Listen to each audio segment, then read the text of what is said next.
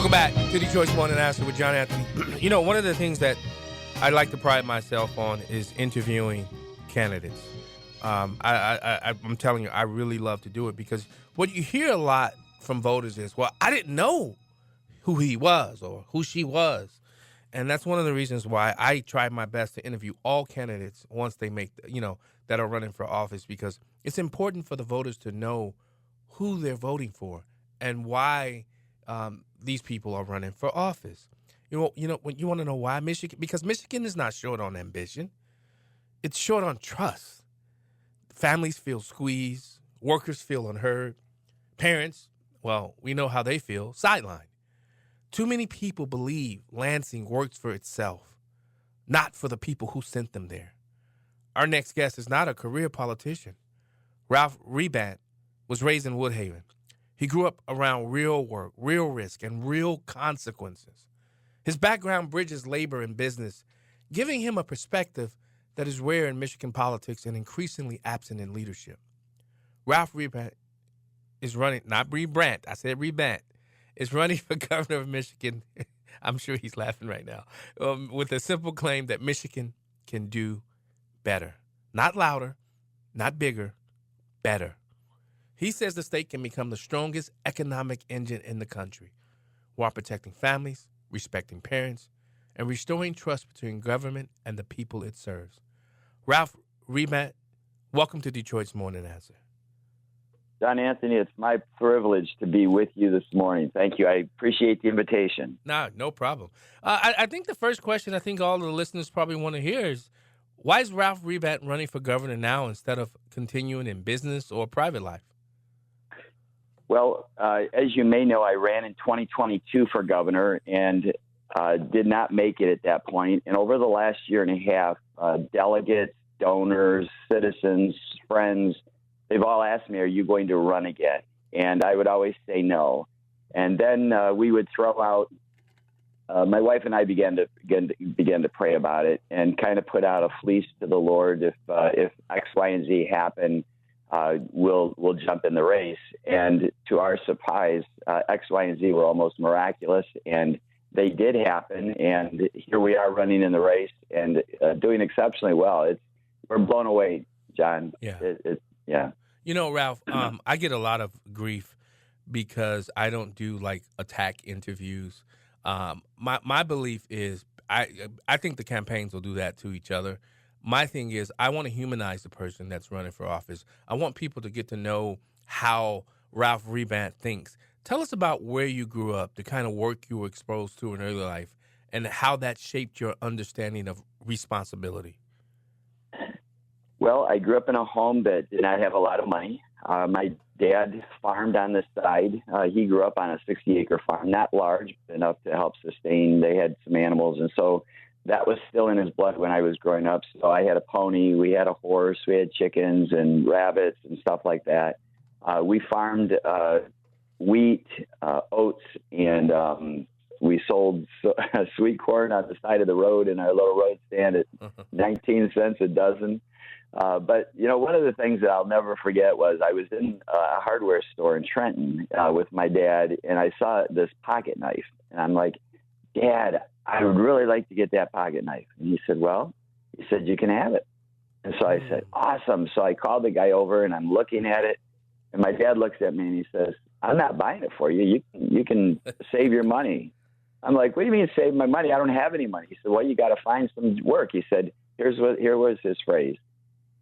You can buy whatever you want with your own money. I'm not going to buy you anything, but you'll have to learn to manage your own money. And I was probably 6 or 7 years old. And I'm like, well, what do I do? He said, well, ask your cousins and your aunts and uncles if you can wash their cars to start saving money. And I did. And then from there, I went to a paper route. Then I went to working at a local party store, and the rest is history. But my dad taught me a really important work ethic. And he said, I'll never take the money that you earn. It's all yours. And so that not only gave me a disdain for government taking my money, but it also gave me an appreciation for hard work. And you know what, Ralph, I think let's stay right there, because there are a lot of people that love to criticize Lansing, but they're far from willing to put their name on the ballot. What convinced you that stepping forward was worth that personal cost, though? Well, again, the first time I did, I had grassroots donors the first time. And the second time is we had significant donors come to us and say, we want you to run. And so that was one of the pieces of the puzzle. Another piece of the puzzle, John, and I know your program's about faith, family, and freedom. Yeah. When I ran the first time, the chair of the Michigan Republican Party stated that he did not want me to become governor because he's afraid I would listen to God more than I would listen to him. Wow. Yeah, so they kept me off of debate stage. They kept me out of an interview with Right to Life. Now, I'm a pastor, John, and out of all of the people who understand the significance of life from not only a scientific, medical perspective, but also a biblical perspective, that all people are made in the image of God from conception, Yes. they did not invite me to the Right to Life interview. Wow. Yeah. So anyway, they pulled shenanigans. And so another component of what you just asked, not only was the financing, but another component was if the same people who were part of that administration were running the party, we wouldn't even bother to jump in because we'd be fighting the same battles. But ironically enough, the person that, and I love President Trump, but the person that President Trump had endorsed ended up not making it. And so that opened the door for me to say, this is where God is leading me. So, yeah. Now, you've lived both sides of Michigan's economy. What do people, how do I put this? What do people who have spent their lives in politics tend to misunderstand about working class families? Well, I think the best way to describe it is people who do come from working class families that end up in Lansing, they get sucked into the system. And I try to explain it this way, and it'll probably take just maybe a minute and a half. Go ahead, please. If you're buying something for yourself, there are two things that are important for you: the cost and the value. How much is it going to cost me, and will this thing last? I don't want to buy junk. If you're buying something for someone else with your own money, the cost is still important, but the value is not necessarily as important. So, for example, if you're going to a wedding and somebody says they don't list a specific can opener, but they just say can opener, you're standing there looking and, it's your money, so how much you spend is important. And then you look at it and you say, well, there's Sunbeam, there's Westinghouse. The one is a little less money. It may be $10 less. I'm going to go with the cheaper one. It's probably just as good. So you rationalize that in your mind, and you think about that as you purchase for other people. In government, they don't care about the cost or the value because it's not their money. Yeah. Every government expenditure is spending someone else's money. That's why when you hear about a hammer at Home Depot for $19.95, and then the government pays $59.95, and you say, how does this happen? Yeah. Well, the people in government, they're not spending their money. They don't care. They don't care how long it's going to last, because by the time it breaks down, whether it's a hammer or whether it's the roads here in Michigan, whatever it is, they're now termed out and nobody cares anymore. And so that's how they think in Lansing. And so they totally forget what they grew up with. Now, here's the reason why, John. Mm. What happens in their thinking is if I give the road contract to Ajax Road, I guess that is an actual company. I shouldn't use that name. Let's say John Anthony's road company. Hey, I'll start it. Yeah. What they're thinking in their minds is, if I give it to John Anthony, I know him, and he's going to donate to my reelection campaign. Yeah. And I shouldn't have even used your name. I'm sorry. No. That, please, trust me. Go ahead. But that's that's what warps their thinking, and they forget about where they grew up, even if they were blue collar workers. Yeah. I look at this, and you see that as you're going door to door, what are the voters talking to you about parental responsibility as it relates to their kids' education, and what are they saying about the standards here in Michigan as it relates to education? What would a Ralph Rebandt administration look like to protect not only parents but students as well? Two parts to that question, and two parts to the answer. First of all, what are parents saying? First of all, they want to be involved in their student's life. Michigan Board of Education, as you may know, just passed a resolution that puts sex ed into the health ed program. sex ed, John, has their radical thinking, all of the LGBTQ plus 72 gender stuff. They want that into the health education. If it was in sex ed, parents could opt out. Now that it's in health ed, it's going to be hard to opt out, and it's going to be hard to know when that is getting put into the curriculum. The interim Board of Education superintendent stated that we have modeled this after Massachusetts. That is a huge red flag. You model something after Massachusetts, you are not going to get parents in control or even conservative thinking. Yeah. So here's what happens. In the math programs, the LGBTQ mentalities woven into those story problems. It's just unbelievable. So parents are really upset about this. And so the thing that I've been telling people is I would favor a dismantling of the Board of Education, yes, and I would actually favor a dismantling of the public education and a rebuilding of it with parental insight and parental guidance, because Michigan compiled law 380.10 states it is the natural duty of parents to determine the outcome of their children's election. And here's what it says. Schools must work with parents to determine that education, not the other way around. It doesn't say parents must work with schools and administrators in the National Education Association. It says these folks must work with parents, which definitely says that parents and legal guardians are the ones who are in charge of their children's education. So that's the first part. The second part is how do we deal with the kids not learning? As you probably are aware, Michigan's 44th or 45th in the nation. It's really, really bad here. And, you know, I've heard people talk about the Mississippi Miracle and let's just bring back phonics.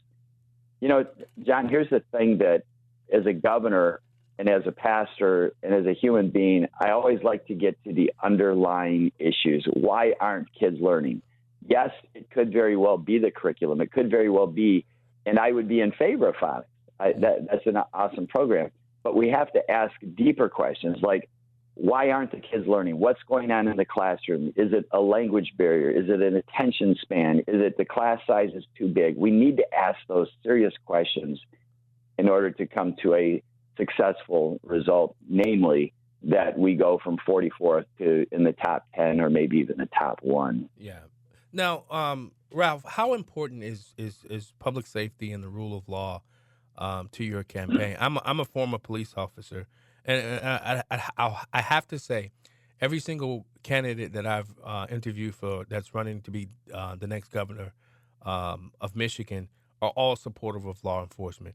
Where does law enforcement and protecting the men and women in law enforcement, but also protecting the citizens of Michigan, where do you stand as it relates to law enforcement and the rule of law?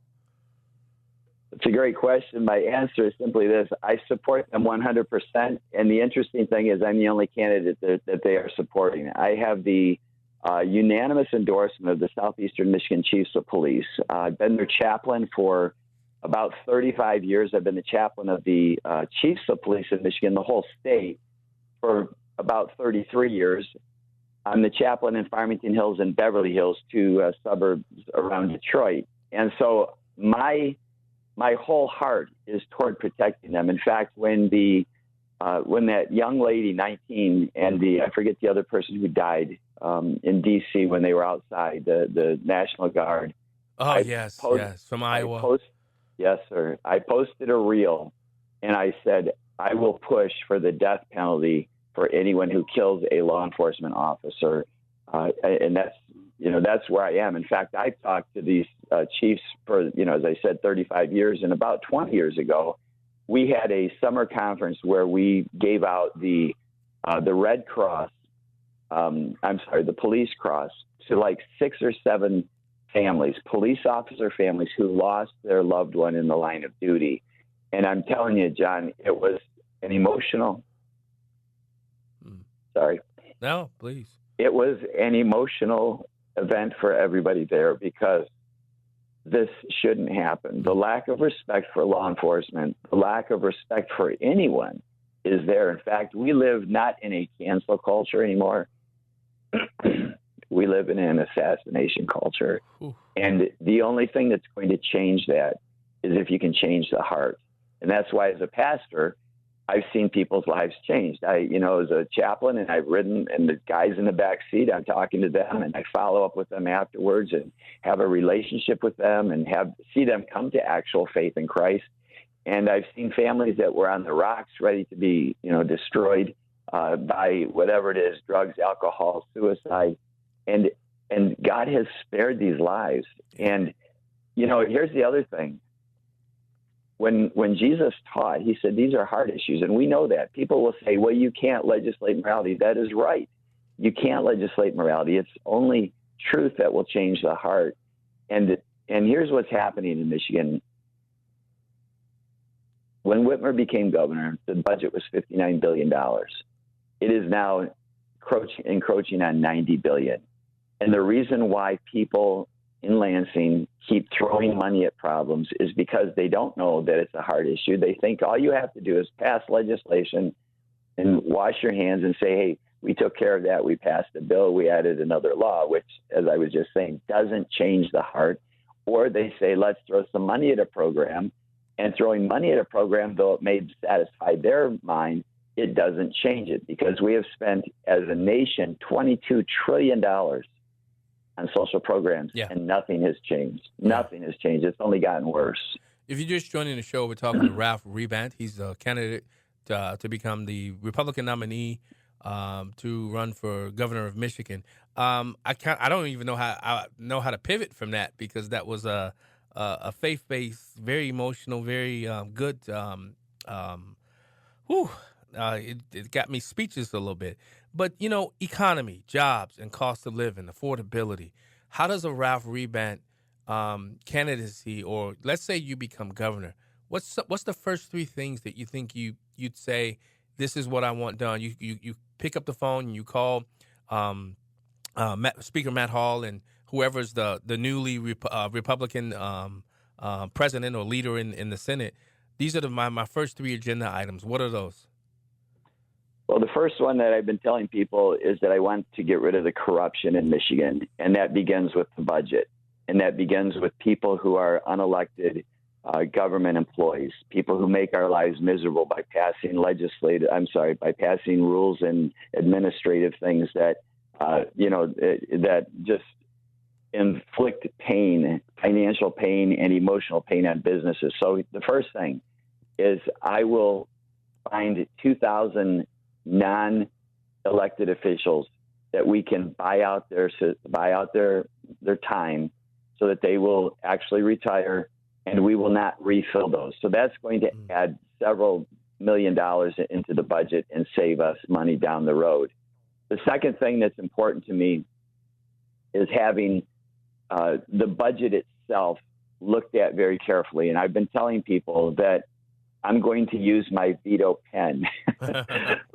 My veto pen, every governor candidate, and it doesn't matter who you're talking to, they don't have the courage to say, do we really need this program? You see, I'm concerned, and I will do everything for veterans, the needy, seniors. I will make sure that nothing comes unraveled for them. But there is so much waste, John. If you want me to talk about some of those things, I could. But attacking that budget is a key factor in my administration. And then I mentioned veterans. That's key to me as well, because these men and women have given their lives for us, and is sacrifice. Some gave all gave some. And it's probably because I've had military folks in my family in the past. And veterans should not be on the street. They should have their needs taken care of. In fact, the number is, here's the number. There is $48. You heard that correctly. Yeah. Only $48 per veteran to address their mental, their emotional, physical needs.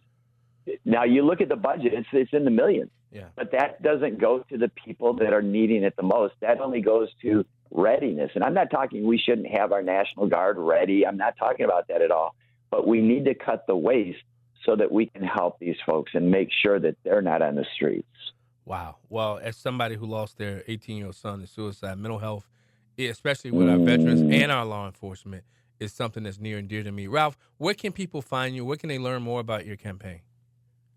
It's Rebandt4Governor.com. REBANDT, no extra R, just Rebandt. And you did that with smiling.